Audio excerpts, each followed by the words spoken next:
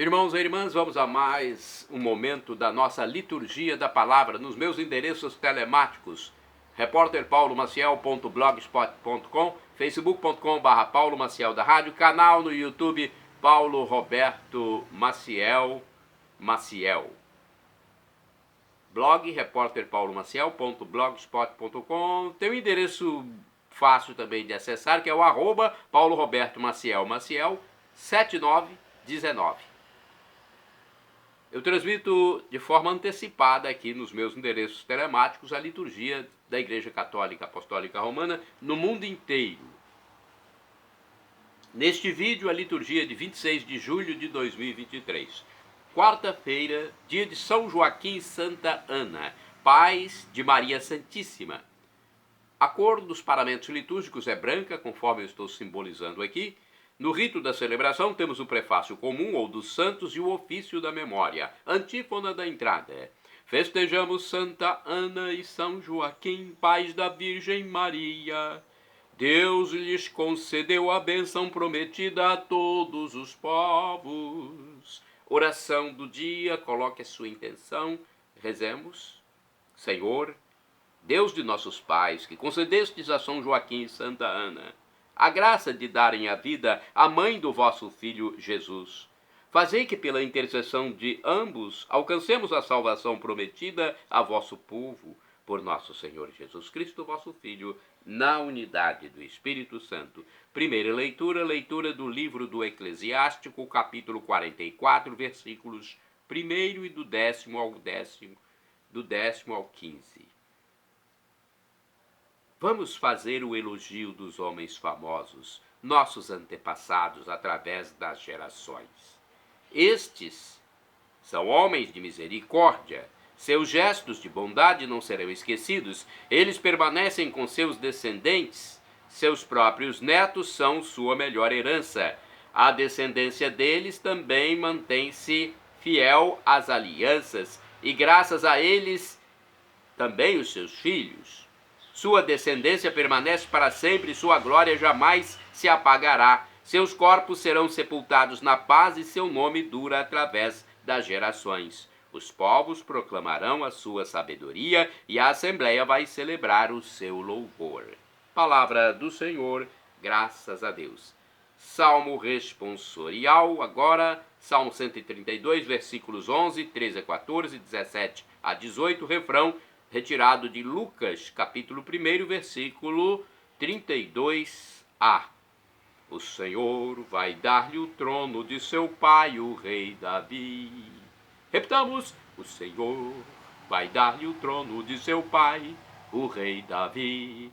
O Senhor fez a Davi um juramento, uma promessa que jamais renegará: um herdeiro que é fruto do teu ventre colocarei sobre o trono em seu lugar. O Senhor vai dar-lhe o trono de seu pai, o rei Davi. Pois o Senhor quis para si Jerusalém e a desejou para que fosse sua morada. Eis o lugar do meu repouso para sempre. Eu fico aqui, este é o lugar que preferi. O Senhor vai dar-lhe o trono de seu pai, o rei Davi.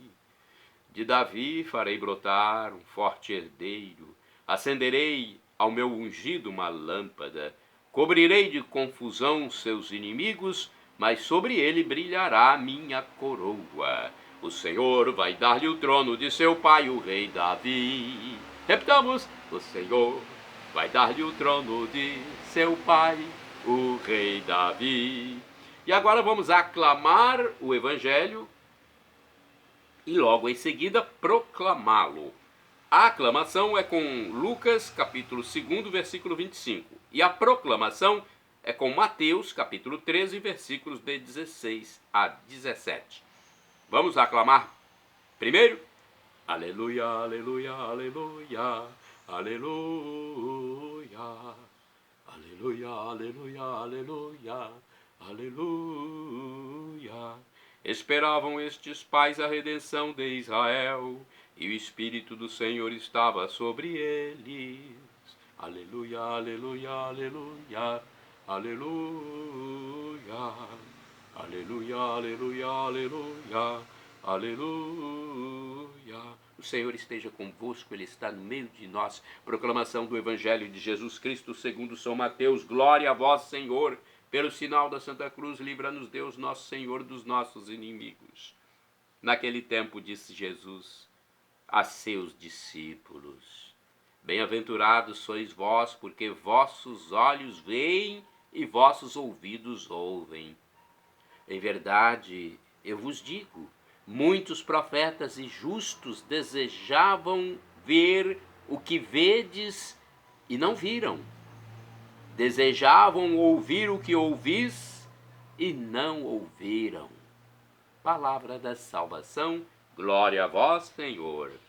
Vamos agora à liturgia comentada, é uma reflexão de Antônio Carlos Santini, liderança da comunidade católica Nova Aliança, e-mail santini@novaalianca.com.br. Os vossos olhos é o título do comentário baseado em Mateus 13, versículos de 16 a 17. Na primeira aliança, Deus se dirige exclusivamente aos ouvidos do povo escolhido, Shema Israel, escuta Israel. Nestes tempos veterotestamentários, Deus ainda não possuía uma face humana inteiramente transcendente, fora do alcance dos olhares humanos. Não podia ser visto, pois é exatamente por sua surdez que Israel merece as reprimendas do Senhor Yahvé. O boi entende o seu proprietário, o burro conhece o coxo de seu dono. Só Israel não tem conhecimento, só o meu povo não entende. Diz Isaías capítulo 1, versículo 3. E se chegam a escutar, não põem em prática aquilo que ouvem. Diz Ezequiel 33, versículo 31b. Um dos sinais dos futuros tempos messiânicos seria a abertura dos ouvidos, pois os surdos ouvirão, diz Isaías 35, versículo 5. Já na segunda aliança, na nova aliança, com a vinda do Verbo encarnado, na plenitude dos tempos, conforme Gálatas capítulo 4, versículo 4, Epístola de São Paulo, presenciamos uma notável reviravolta. Deus se oferece visivelmente aos olhos humanos. Esse que vimos com os nossos olhos, dirá o apóstolo João, conforme a primeira carta de São João, capítulo 1, versículo 1. E se no Antigo Testamento está registrado o contraste voz divina versus surdez humana, agora no Novo Testamento vemos a oposição, luz divina e cegueira humana. Na cura do cego de nascença, conforme está em João capítulo 9, Jesus se revela como luz do mundo e acrescenta: eu vim a este mundo para um julgamento, a fim de que os que não veem, vejam, e os que veem se tornem cegos. João 9, versículo 39. Diante disso, os adversários que se recusavam a reconhecer a cura do cego perguntam a Jesus: porventura também nós somos cegos? Sim, aqueles fariseus estavam cegos diante da luz que lhes fora oferecida. Já os discípulos recebem a revelação de que estavam vendo aquilo que os profetas antigos tanto desejaram ver, mas não lhes fora dada a oportunidade. A presença do Messias ao alcance de seus sentidos materiais. Por isso a bem-aventurança de que eles são alvo. Felizes os vossos olhos, porque veem, e vossos ouvidos, porque ouvem. Ao entrar no túmulo de Jesus, após a ressurreição, o discípulo viu e creu, conforme está no Evangelho escrito por São João, capítulo 20, versículo 8. Para os dois discípulos de Emaús, até então cegados pela decepção, diante do gesto eucarístico de Jesus, os seus olhos se abriram e eles o reconheceram. Lucas 24, versículo 31. Após Pentecostes, os discípulos darão testemunho daquilo que seus olhos viram. Não podemos deixar de falar daquilo que vimos e ouvimos. Atos dos Apóstolos, capítulo 4, versículo 20. Irmãos e irmãs, orai sem cessar. Senhor, que vossos olhos se abram. Mateus 20, versículo 33. Senhor, que nossos olhos se abram. Vamos agora aos santos do dia. Eu pesquisei no site revista.arautos.org. Santos do dia 26 de julho. São Joaquim e Santa Ana, pais de Nossa Senhora. A tradição nos ensina que o nascimento de Maria foi um fato miraculoso, pois seus pais eram estéreis. São Joaquim, após um jejum de 40 dias no deserto, recebeu o aviso de um anjo de que sua oração tinha sido atendida. O Monsenhor João Esconhamilho Clá Dias disse em belo texto que da união de São Joaquim e Santana floresceria o lírio dos lírios, Maria Santíssima, da qual nasceria o Salvador Jesus Cristo. O Verbo Eterno quis precisar de uma mãe para nela assumir a natureza humana e recapitulando em si o universo inteiro, conforme a carta de São Paulo aos Efésios, capítulo 1, versículo 10. Então vamos lá. O Verbo Eterno quis precisar de uma mãe para nela assumir a natureza humana e, recapitulando em si o universo inteiro, reparar o pecado de nossos primeiros pais. Nessa perspectiva, o advento de Nossa Senhora não significou apenas um enriquecimento para a obra da criação, mas a sua elevação a uma plenitude inimaginável. A natividade da Rainha do Universo deu início a um novo regime de graças para os anjos e os homens e permitiu que Deus estabelecesse no plano físico o seu paraíso. Para o projeto, Deus dispôs de duas almas eleitas, São Joaquim e Santana. Olha, para seu projeto, Deus dispôs dessas duas almas eleitas, São Joaquim e Santana, que são comemoradas, essas duas almas, em 26 de julho. Como verdadeiros israelitas, Joaquim e Ana foram, a seu tempo, limpos do pecado original e viviam em estado de graça. Mas a grandeza da concepção da mãe do Messias recomendava que eles se elevassem a um grau de santidade e de purificação até então jamais atingido. Por conseguinte, deveriam ser cumulados de dons e virtudes muito particulares.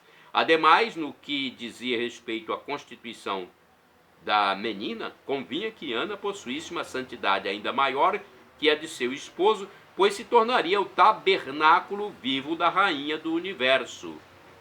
Sem embargo, Deus também ornou Joaquim com eminentes virtudes, porquanto elas seriam a principal herança que deixaria a sua filha. De certa forma, a missão de ambos superava a dos próprios anjos, uma vez que a nenhum deles Nossa Senhora chamou de mamãe ou de papai. O que terá passado com Santana e São Joaquim? Os evangelhos não dizem nada a seu respeito, nem sequer mencionam seus nomes.